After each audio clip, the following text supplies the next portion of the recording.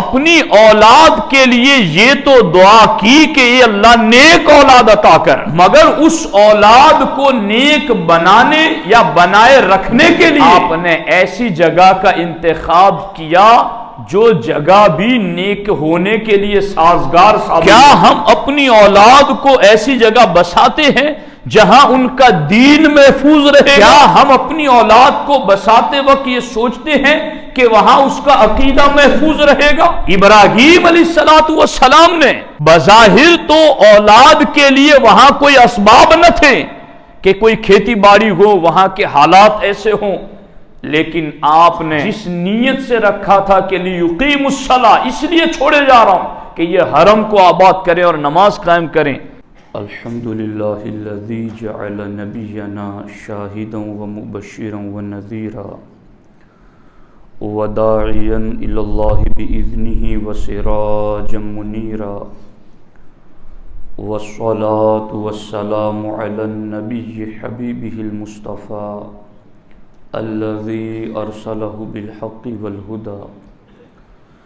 وعلى آله وأصحابه أولي الصدق والصفاء أما بعد فأعوذ بالله من الشيطان الرجيم بسم الله الرحمن الرحيم قد كانت لكم أسوة حسنة في إبراهيم والذين معه صدق اللہ العلی العظیم وصدق رسولہ النبی الامین المختار الکریم الرؤوف الرحیم۔ انتہائی احترام و عقیدت کے ساتھ حضور رحمت عالم سید المرسلین خاتم الانبیاء شفیع المذنبین رحمت للعالمین صلی اللہ تعالی علیہ وآلہ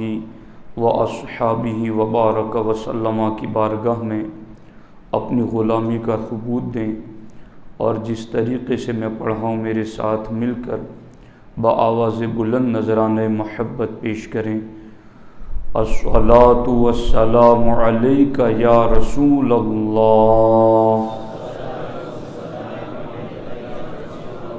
الصلاۃ والسلام علیک یا حبیب اللہ، الصلاۃ والسلام علیک یا نبی اللہ، وعلی آلک واصحابک یا نور اللہ، صلی اللہ تعالی علیہ وسلم۔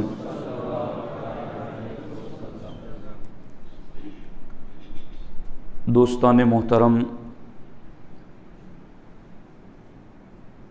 قربانی کا موسم قریب ہیں، اور ہمارے نبی حضور سید عالم صلی اللہ تعالی علیہ وسلم نے قربانی کو حضرت ابراہیم علیہ السلام کی یادگار قرار دیا ہے۔ سیدنا ابراہیم علیہ السلام کے حوالے سے اللہ رب العزت قرآن مجید میں ارشاد فرماتا ہے، قد کانت لکم اسوۃ حسنۃ فی ابراہیم والذین معہ،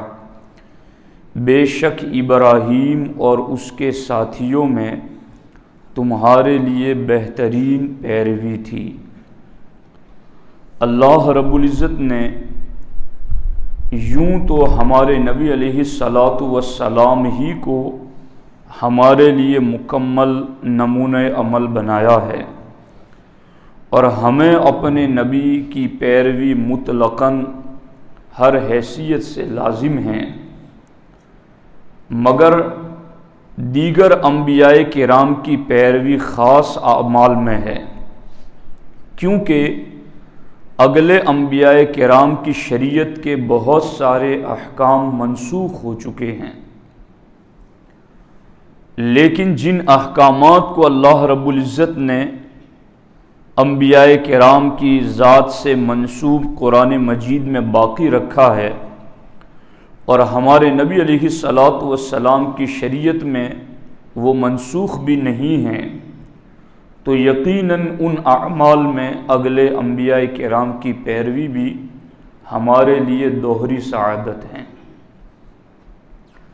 اس سلسلے میں حضرت سیدنا ابراہیم علیہ السلام کی زندگی میں جو نمونۂ عمل ہیں، ان کی سیرت اور ان کے کردار سے ہمیں نصیحت حاصل کرنے کا جو حکم دیا گیا ہے، میں جمعۃ المبارکہ میں اس کے چند گوشوں پر آپ کی توجہ دلانا چاہتا ہوں۔ سیدنا ابراہیم علیہ السلام نے جب اپنے وطن اور اپنی قوم سے ہجرت فرمائی تو آپ نے اللہ کی بارگاہ میں دعا کی، رب ہب لی من الصالحین انی ذاہب الی ربی سیہدین رب ہب لی من الصالحین، کہ میں اپنے رب کی رضا کے لیے نکل رہا ہوں، اے میرے رب مجھے نیک اولاد عطا فرما۔ تفاسیر میں لکھا گیا ہے کہ آپ نے نیک اولاد اس لیے طلب کی تاکہ اللہ کے حکم اور اطاعت اور تبلیغ دین میں آپ کی مددگار بن جائیں، اور دوسرے ملک میں آپ کے لیے وہ اولاد آپ کی مونس اور غمخوار بن جائیں۔ 99 سال کی عمر میں ایک روایت کے مطابق آپ کو حضرت اسماعیل علیہ السلام جیسے فرزند ملے۔ اس کے بعد سیدنا ابراہیم علیہ السلام نے اپنے اس بیٹے کی تربیت کے لیے آپ نے کون سے اصول اختیار کیے، وہ قابل توجہ ہیں ہمارے لیے۔ آج ہماری پوزیشن یہ ہے کہ عام طور پر ہم اپنی اولاد کو، پہلی بات تو یہ ہے کہ اولاد کے لیے دعا کرتے ہیں، تو بہت ایسے ہوں گے کہ جو صالح اور نیک اولاد کی دعا نہیں کرتے۔ ابراہیم علیہ السلام نے اللہ کی بارگاہ میں اولاد کے لیے دعا بھی کی اور نیک اولاد کے لیے دعا کی، تو یہ بھی ان کی زندگی میں ہمارے لیے نمونۂ عمل ہیں۔ اور پھر آگے صرف یہ نہیں کہ نیک اولاد ہی طلب کی، ہمارے اندر ایک گروپ تو ایسا ہے کہ جو نیکوں سے دور بھاگتا ہے کہ ابھی ان سے ملیں گے تو یہ کچھ نماز پڑھنے کا ہمیں کہہ دیں گے، یہ ہمیں کسی دینی کام میں خرچ کے حوالے سے کوئی روایت سنا دیں گے اور ہمیں اس طرف مائل کریں گے۔ تو وہ لوگ تو اولاد طلب کرنے پر بھی ممکن ہے کہ نیک کا لفظ بھول جاتے ہوں، مگر ایک درجہ اور جو آگے بڑھیں وہ نیک اولاد کی دعا کرتے ہیں،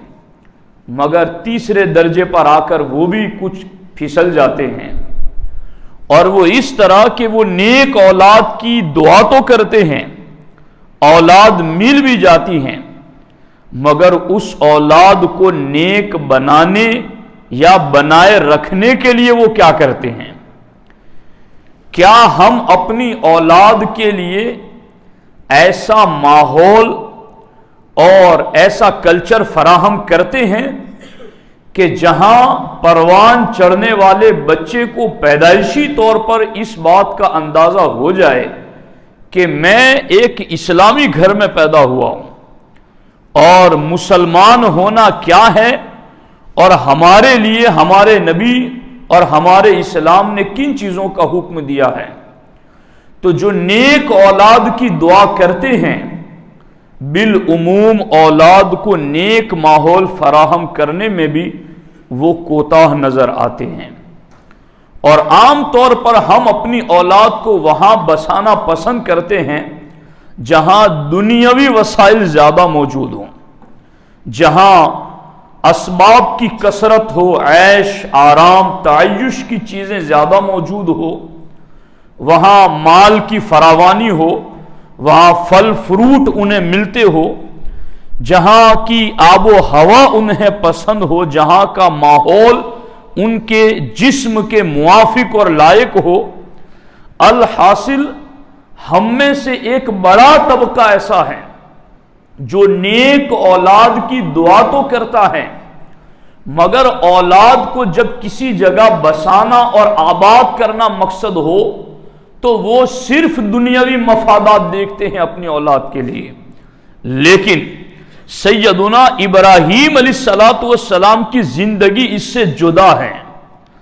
آپ نے اپنی اولاد کو کہاں بسایا؟ کیا جہاں کا موسم بڑا سرد اور ٹھنڈا تھا؟ کیا آپ نے اپنی اولاد کو جہاں بسایا وہاں پر ہوٹلیں اور عیش و آرام اور تعیش کی چیزیں بہت زیادہ تھی؟ آپ نے تو اپنی اولاد کو وہاں بسایا جہاں انسان تو کجا جانور بھی نہیں رہتے تھے،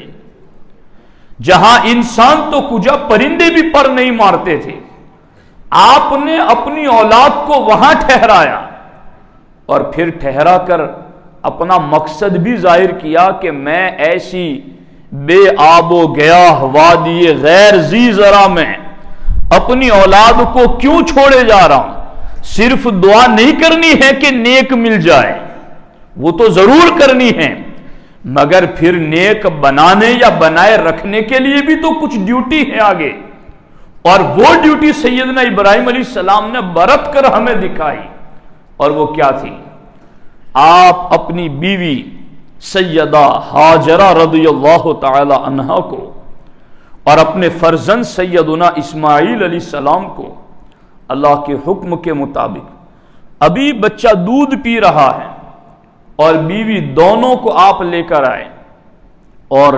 آئے اور وہاں اپنے بیوی بچے کو چھوڑا جہاں آج حرم پاک ہے۔ آج جو حرم کی سرزمین ہے وہاں چھوڑا۔ ایک تھیلے میں کھجوریں لائے تھے اور مشکیزے میں پانی، وہ دونوں چیزیں رکھ کر کے آپ واپس پلٹ گئے۔ تو آپ کی اہلیہ نے پوچھا کہ آپ ہمیں یہاں کیسے چھوڑ کے جا رہے ہیں؟ ابراہیم علیہ السلام نے کوئی جواب نہ دیا۔ ابراہیم علیہ السلام کی پوری زندگی آپ پڑھیے گا، اللہ کی رضا میں ایسے فنا کہ ایک لفظ بولنا بھی کہیں اس کی رضا کے خلاف نہ ہو جائے۔ آج تو یہ باتیں ان کی ہو رہی ہے جو نیکوکار، پارسا، تقوی شعار، پرہیزگار، جو بلندی درجات کی طرف بڑھ رہے ہیں، راہ سلوک طے کر رہے ہیں، ان کے لیے یہ بات ہے کہ جو اتنے مرتبے پر بلند ہوتے ہیں پھر وہ لفظ بولتے بھی 100 مرتبہ سوچتے ہیں کہ کہیں رب ناراض نہ ہو جائے، کہیں نیکی کا اجر فوت نہ ہو جائے۔ ابراہیم علیہ السلام نے جواب نہیں دیا، 3 مرتبہ آپ کی اہلیہ نے پوچھا،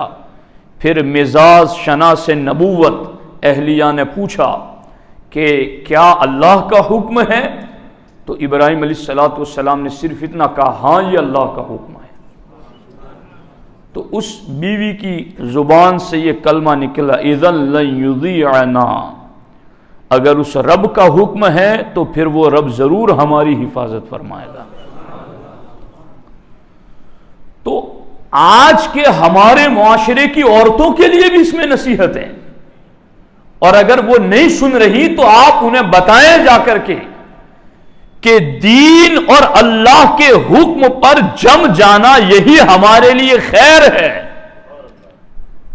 اور سیدہ ہاجرہ نے ایسی سنسان وادی میں جہاں پرندہ بھی پر نہیں مارتا، بس اتنا سنا کہ یہ اللہ کا حکم ہے، تو آگے اپنی عقل نہیں لڑائی کہ اللہ کا حکم ہے تو کیا ہو گیا، ہمیں تو ماحول دیکھنا ہے، ہمیں تو کنبہ دیکھنا ہے، ہمیں تو قبیلہ دیکھنا ہے۔ ایسی کوئی بات نہیں،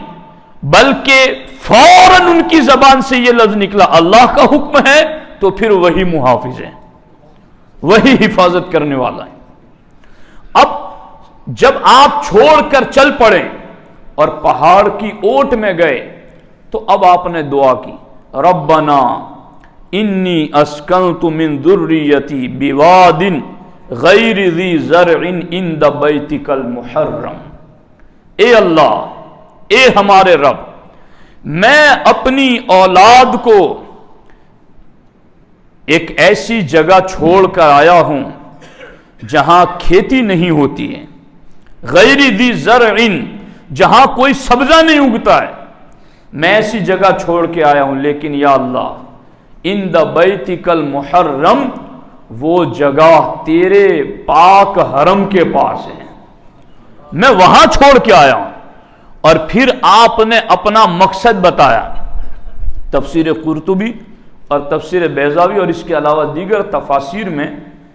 اس کی وجہ ذکر کی گئی، ربنا لیقیموا الصلاۃ،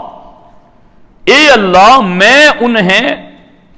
وادی غیر ذی زرع میں چھوڑ کر اس لیے آیا ہوں، میرا مقصد یہ ہے لیقیموا الصلاۃ، تاکہ یہ میری اولاد نماز قائم کریں، تیرا گھر تیرا حرم آباد کریں۔ تو اب آپ دیکھیں یہاں پر کہ سیدنا ابراہیم علیہ السلام نے اپنی اولاد کے لیے یہ تو دعا کی کہ اے اللہ نیک اولاد عطا کر، مگر اس اولاد کو نیک بنانے یا بنائے رکھنے کے لیے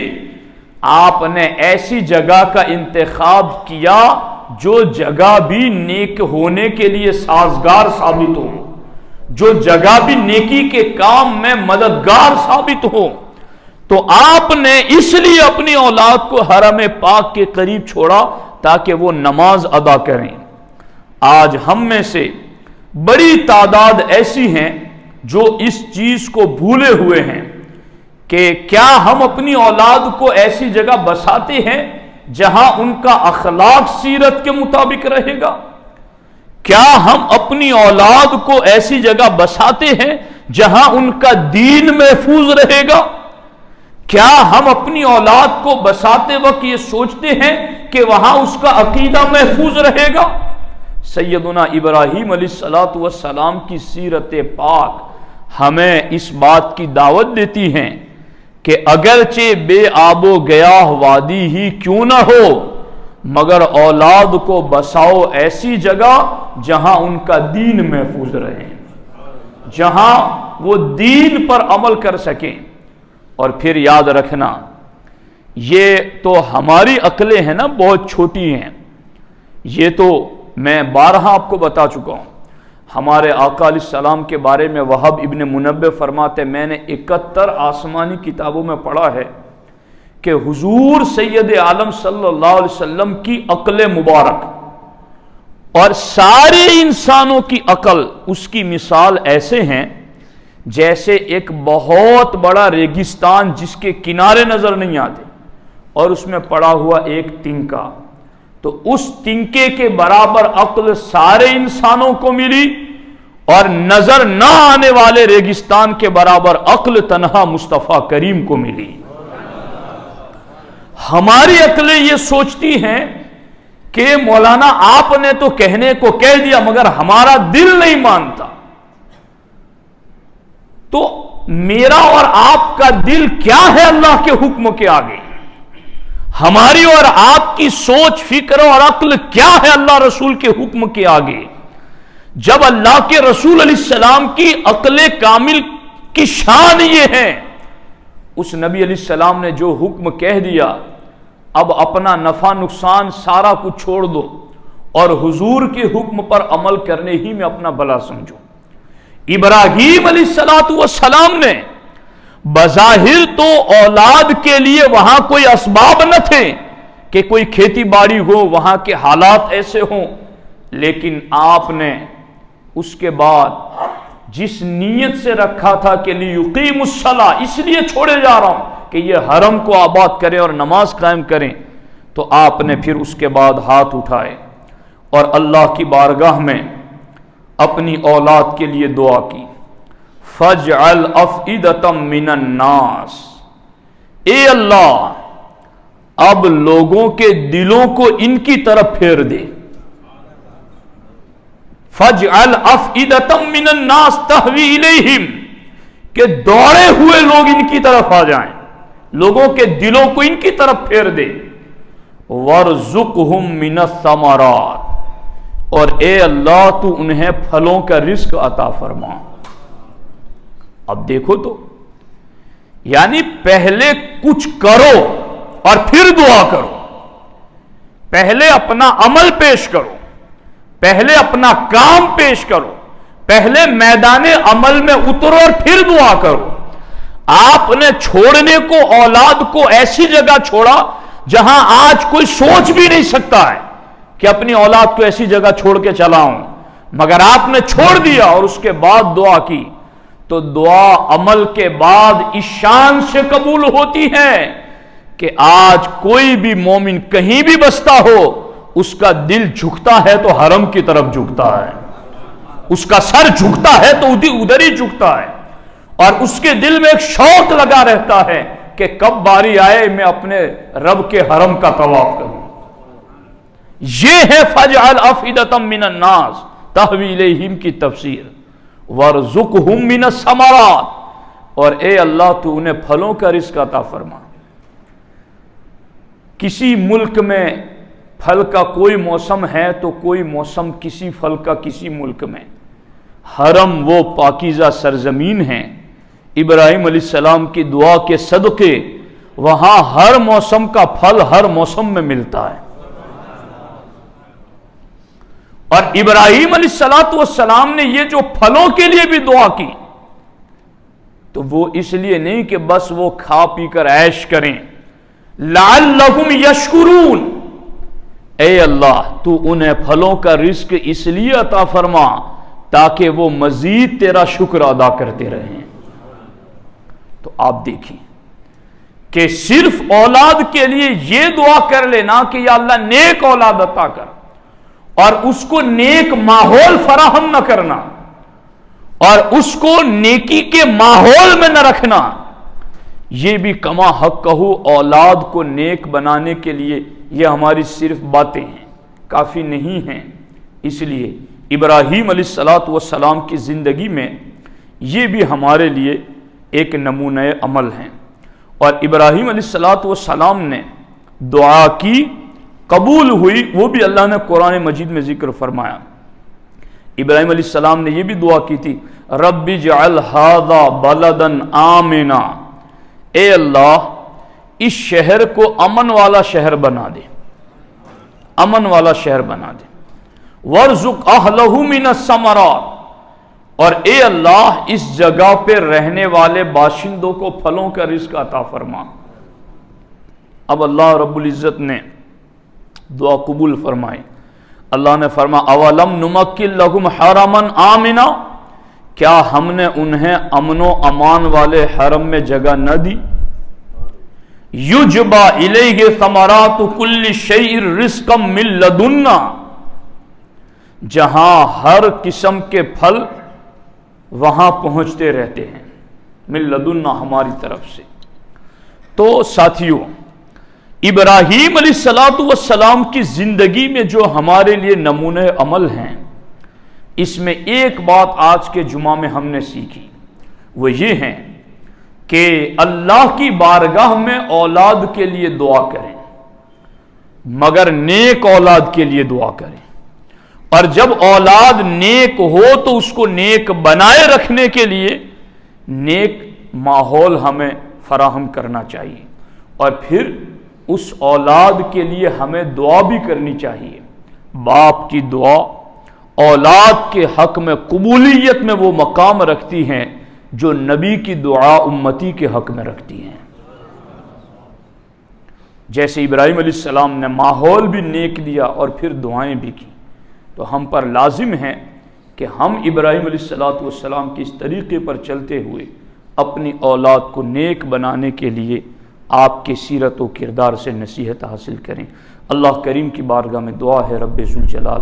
ہمیں سیرت ابراہیم علیہ السلام سے وافر حصہ نصیب فرمائے۔ السلام علیکم ورحمۃ اللہ۔